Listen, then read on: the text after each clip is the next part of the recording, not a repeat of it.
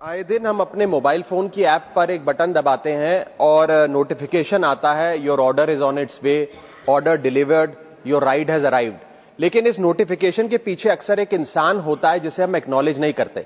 Sir, मैं बात कर रहा हूं जोमैटो और स्विगी के डिलीवरी बॉयज की, ओला उबर के ड्राइवर की, ब्लिंकिट जेप्टो के राइडर की और अर्बन कंपनी के प्लम्बर, ब्यूटिशियन जैसे अन्य लोगों की।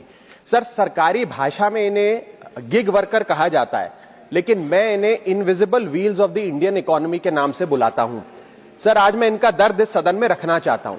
क्विक कॉमर्स और इंस्टा कॉमर्स ने हम सबकी जिंदगी बदल दी है, लेकिन इस सुपर फास्ट डिलीवरी के पीछे एक साइलेंट वर्कफोर्स है जो हर मौसम में काम करती है, अपनी जिंदगी दांव पे लगाकर आपका ऑर्डर आपके घर तक पहुंचाती है।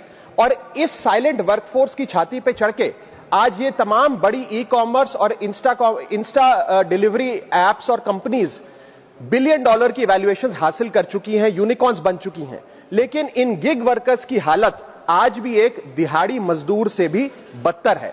सर, इनकी कुछ चीजें, कुछ दर्द मैं आपके समक्ष रखना चाहूंगा और चाहूंगा सरकार तक पहुंचे। पहला है स्पीड और डिलीवरी टाइम का जुल्म। आजकल सर एक 10 मिनट की डिलीवरी का खतरनाक ट्रेंड चल रहा है।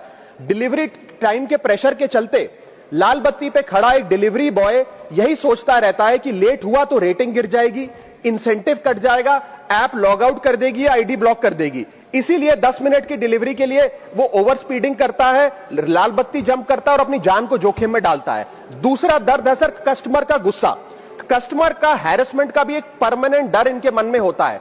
जैसे ही ऑर्डर 5 से 7 मिनट लेट होता है, देखा जाता है कि कस्टमर फोन करके पहले तो डांटता है, फिर जब ऑर्डर डिलीवर करने आता है तो उसे धमकाता है कि मैं तेरी कंप्लेंट कर दूंगा, और उसके बाद 1 स्टार की रेटिंग देकर उसके पूरे महीने का परफॉर्मेंस और बजट बिगाड़ देता है।